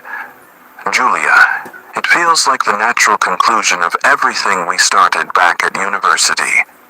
And the perfect beginning to the rest of our lives. They clink their glasses together, looking out over the infinite sea, perfectly secure in the promises they kept and the future they are building, hand in hand, completely inseparable. Let's take our time, I agree. Brick by brick. brick by brick. Perfect foundation. I have meticulously balanced tonight's macronutrients. Our masterpiece.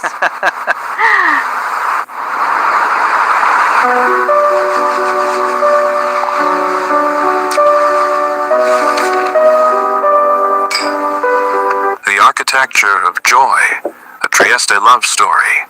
Matteo, 27 to 31. Senior structural engineer. Wholesome, deeply organized, fiercely loving, and an attentive partner. Julia, 27 to 31. Senior wealth manager. Elegant, brilliant, emotionally expressive, and radiant. Francesco and Francesca, the newborn twins. The 3-year agreement, foundations of joy. The Trieste apartment, balcony, night, year 1. The warm, summer breeze of the Adriatic Sea rustles the white linen curtains of their living room. Outside on the terrace, a small table is set with a candle flickering inside a glass hurricane lantern.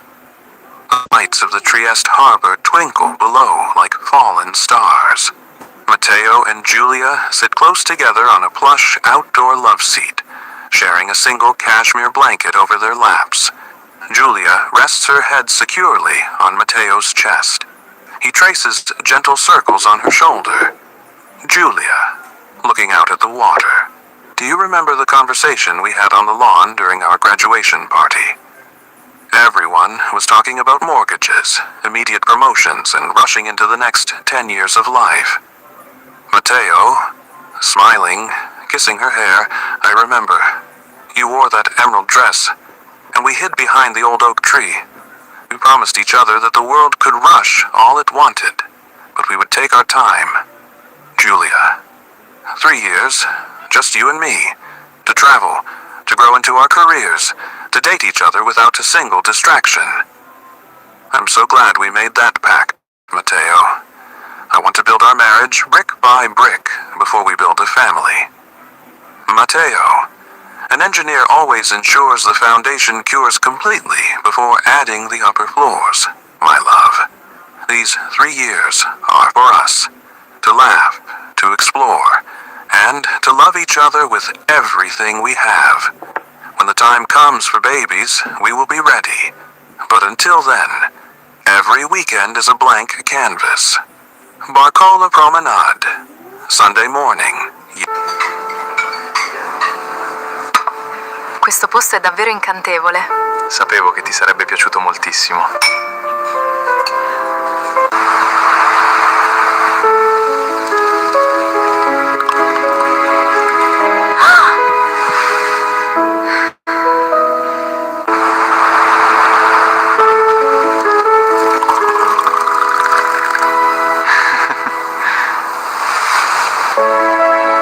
Sunday morning, year 1. The sky is a brilliant, cloudless azure. The sea is crisp and clear, with small sailboats cutting through the whitecaps.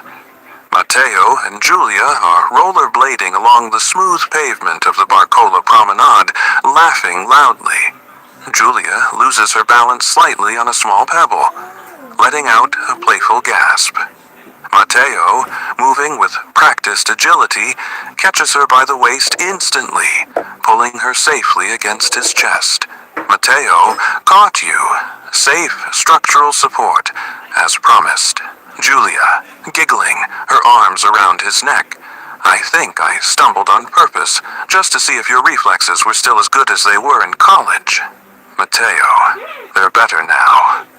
I have a highly valuable cargo to protect. He gently kisses her nose before helping her stabilize. They unlock hands only to lace their fingers Matteo, together, my heart belongs home to continuing their glide along the coast toward Miramar Castle.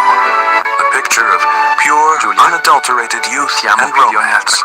The wanderlust years, Matteo, holiday anche io ti amo, escapes, per sempre. luxury boutique, hotel, Florence, autumn, year 2.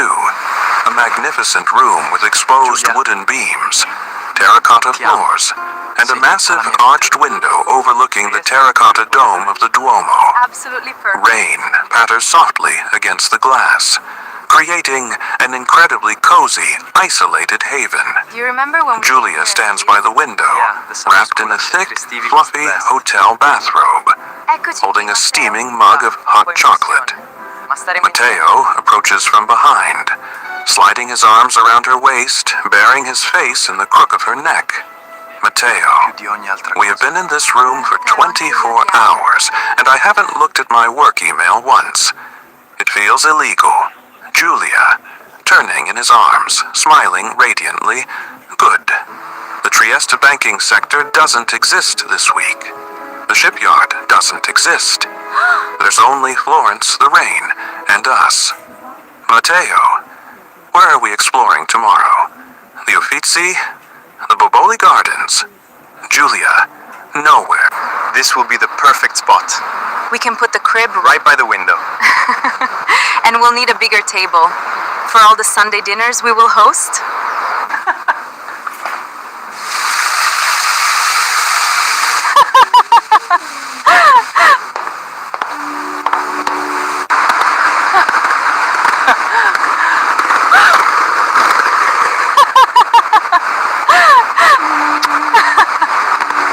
Be exploring tomorrow. The Uffizi? The Boboli Gardens? Giulia? Nowhere. Tomorrow, I want to order breakfast to the bed, read our books, and listen to the rain. We promised we would lodge for the whole holiday without any schedules.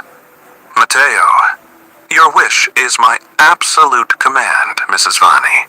He picks her up effortlessly, carrying her back to the sprawling, king-sized bed as she laughs, the sound bouncing off the historic Tuscan walls. The Dolomites, Cortina d'Ampezzo. Winter, year 3. Snow blankets the towering, jagged peaks of the Italian Alps. The air is freezing, but the sun is dazzlingly bright. Matteo and Giulia are sitting on the outdoor deck of a high-altitude alpine chalet, surrounded by snowdrifts. They are dressed in fashionable, heavy winter gear. Matteo opens a small thermos, pouring steaming mulled wine into a shared metal cup. He takes her gloved hands and rubs them vigorously to warm them up. Giulia, looking around at the majestic peaks. This is the third region we've traveled to this year. Venice in the spring, Rome in the summer, and now the mountains. We've kept our promise so beautifully, Matteo. Matteo. We have. We've seen the world together. We've built our careers, and we've spent every weekend falling deeper in love. He looks at her intensely, his eyes glowing with a mixture of reverence and excitement. Matteo conted Giulia. Our 3-year anniversary is next month. The agreement we made, the timeline we set. Giulia smiles, her cheeks flushed pink from the mountain air. She reaches out, gently touching his face with her gloved hand. Giulia. I know. I've been thinking about it too. I think our foundation is perfectly cured, engineer. I think I'm ready for the next floor. Matteo's face lights up with a joy so profound, it rivals the brightness of the alpine sun. He pulls her into a tight, breathless hug in the middle of the snowy paradise.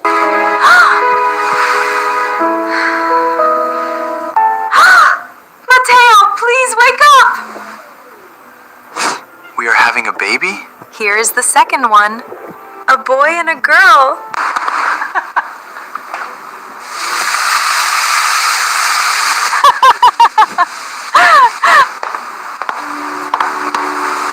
The seed of life. The announcement. The Trieste apartment. Bathroom, bedroom. Morning. Year 3 plus 1 month.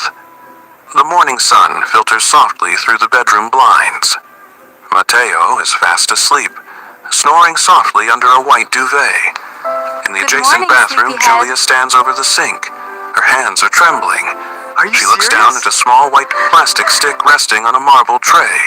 2 distinct, Matteo, unmistakable pink lines glow brightly. A gasp escapes her lips, a mixture of shock, immense happiness, and overwhelming love. Tears instantly spring to her eyes. She grabs the stick, runs into the bedroom, and climbs onto the bed, gently shaking Matteo's shoulders. Giulia, voice shaking, crying happily, Matteo. Matteo, wake up. Please, my love, wake up. Matteo, blinking sleepily, disoriented. Giulia, what's wrong? Are you okay? Is it the Bora wind? Giulia doesn't speak. She simply holds up the positive test right in front of his eyes. Matteo blinks once, twice. The realization hits him like a tidal wave. He sits up instantly, his eyes widening. Matteo, a voice, a whisper of awe. You? We? A baby? Giulia, nodding, the tears flowing freely. I missed my period, Matteo. It's positive. they're going to be parents. Matteo doesn't say another word. He reaches out, pulls her into his lap, and wraps his arms around her so tightly, it feels as though he wants to fuse their souls together. He buries his face in her neck, his own tears wetting her skin. Matteo, thank you, thank you, thank you, Julia. This is the greatest day of my life. The effortless journey, support and comfort. The apartment kitchen, evening, month 4 of pregnancy. The kitchen counters are covered in cookbooks, fresh vegetables, and organic proteins. Julia is sitting comfortably on a high stool, her small, barely visible baby bump showing under a soft maternity dress. She is reading a financial magazine. I love you so Matteo much. wears a comical chef's apron over his professional work clothes. He is dynamically tossing a Good morning, sleepyhead. Are you serious? Catch me if you can, Francesco! You are so fast, Francesca. Look at all the flowers, Mama. What a beautiful day for a picnic, Julia!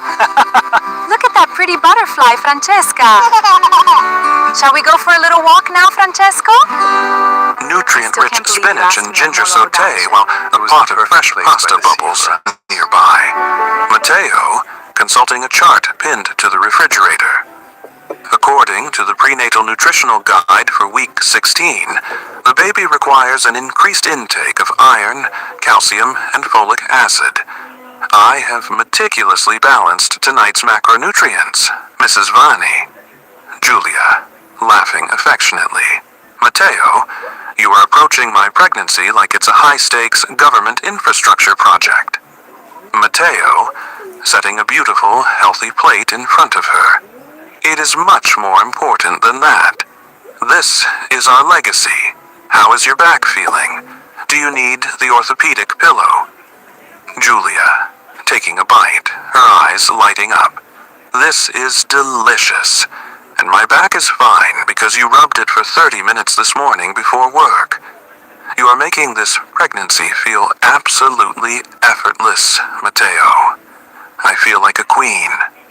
Matteo, kneeling beside her stool, gently placing his hand over her small bump. Matteo, You please wake are up! my queen, and whoever is in there is the future Here's of our the second world. one. My only boy job and for a the next girl. 5 months is to make sure you don't lift a single finger or feel a single ounce of stress. The apartment living room. Night. Month 7 of pregnancy.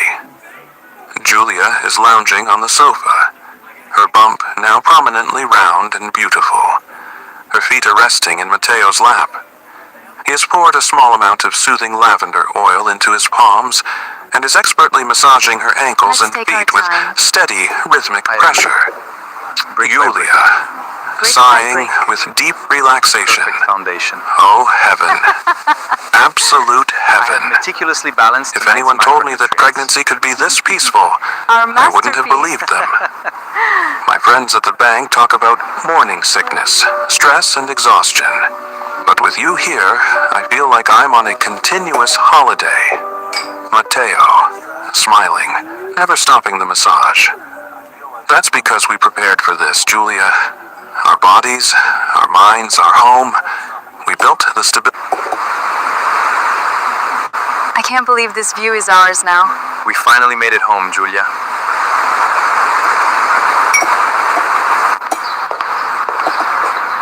I can't believe it's finally ours. It is absolutely perfect, Matteo.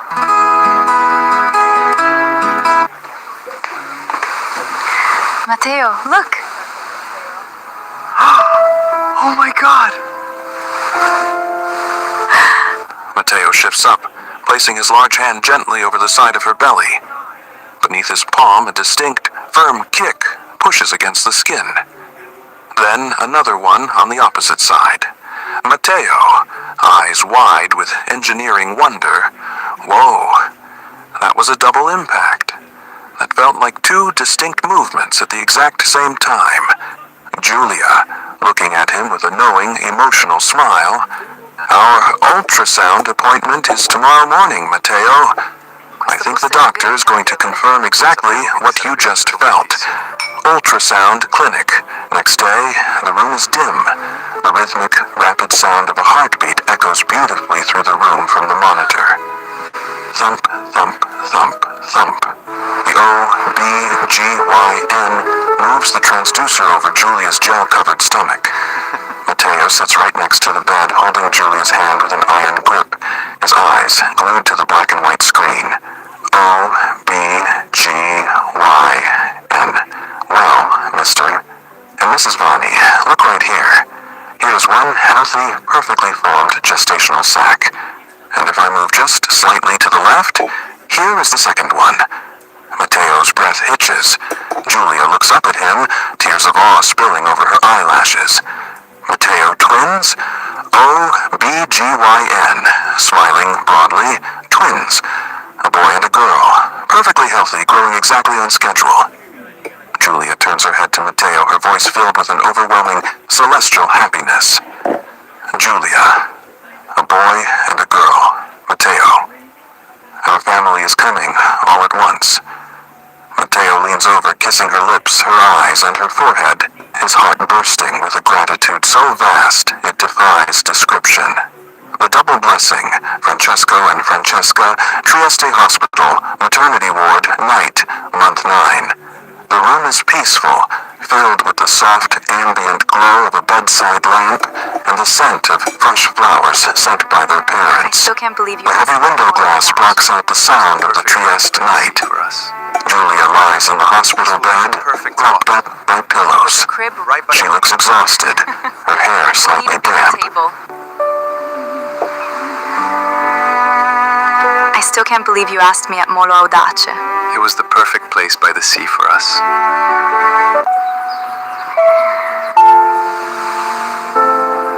I still can't believe you said yes. I love you so much. You spectacular, Julia. Generali investment keeps me busy, but you keep me grounded.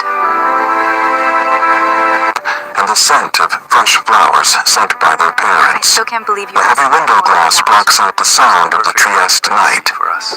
Julia lies in the hospital bed, propped up by pillows. crib Right by She looks exhausted, her hair slightly damp, table. but she has never looked more beautiful, more radiant, or more fulfilled.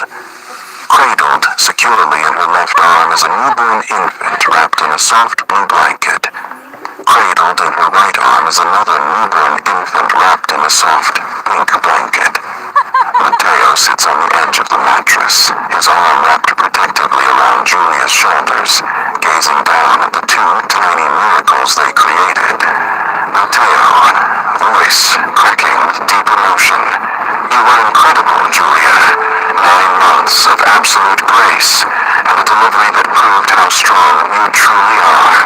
You are my hero. Julia, tiredly but happily resting her head on his shoulder. I was strong because I knew you were standing right at the head of the bed, holding my hand, anchoring me. Look at them, Mateo. They look exactly like you. Mateo, gently touching the tiny hand of the boy, which instantly curls around his index finger. Welcome to the world, Francesco Vani. You're going to build great things, my son. Julia, kissing the forehead of the tiny girl, who lets out a soft, sweet sigh. And welcome to the world, Francesca Vani. You're going to rule the world with grace, my sweet daughter. Mateo leans down, creating a protective canopy over his wife and his twins. The journey that started in the lecture halls of the university matured through 3 years of beautiful romance and exploration, had finally arrived at its most magnificent destination. Mateo, Francesco, and Francesca. A masterpiece, Julia, the ultimate extension of us. They stay like that as the midnight moon rises over Trieste. A perfect family of 4, completely secure, bound by an unbreakable lineage of love, forever hand in hand.